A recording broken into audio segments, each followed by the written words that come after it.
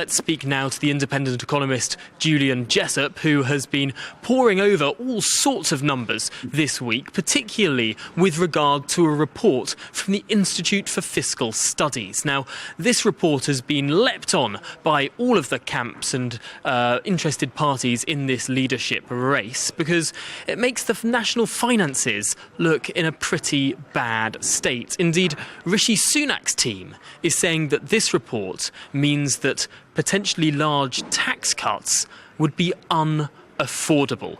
Julian, do you agree? Well, I don't. I must say I'm a big fan of the IFS, but what they've done here is basically an exercise in number crunching rather than a serious piece of economics. And I've really got no fewer than 4 problems with it. First of all, it takes the grim economic outlook as a given. Whereas in practice, I think most of us recognise that tax cuts would help, including in terms of boosting growth and potentially lowering inflation as well. The second point is that they make a lot about the big potential increase in debt interest payments as a result of higher inflation. But those additional payments will be spread over many years. It's rather hard to see why they're a constraint on tax cuts now. The third point I'd make is that even if borrowing does go up a bit, frankly, so what? We're in the midst of a major economic crisis when people are really struggling to pay their bills. And, if tax cuts can be part of the solution to that, then go for it. And the final point is that if we're really worried about the sustainability of the public finances, we shouldn't worry about borrowing from year to year. What we should look at is the stock of debt relative to the size of the economy. And that's still likely to fall, and perhaps even fall further if the economy is bigger in cash terms because inflation is higher. So overall, I see where the IFS is coming from, but I do hope it doesn't guide policy for whoever the next Prime Minister may be.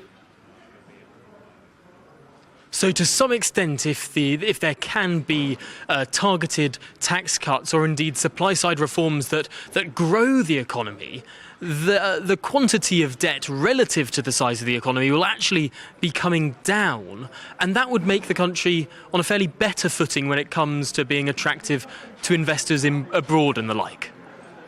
Well, that's absolutely right. Or perhaps another way of looking at it is that inflation is both bad and good for the public finances. It's bad on the spending side, including higher debt interest payments, but it's actually good on the revenue side because it boosts the amount of money that the Treasury gets from taxes on income and profits and on prices. So if you take those two things in the round, inflation actually is neutral or maybe even positive for the public finances. At the very least, I think it sort of creates more room for the Chancellor to give back some of the extraordinary amounts of extra money he's got from tax revenues that he wasn't anticipating. I think that's not only just the economically efficient thing to do, but also the fair thing to do.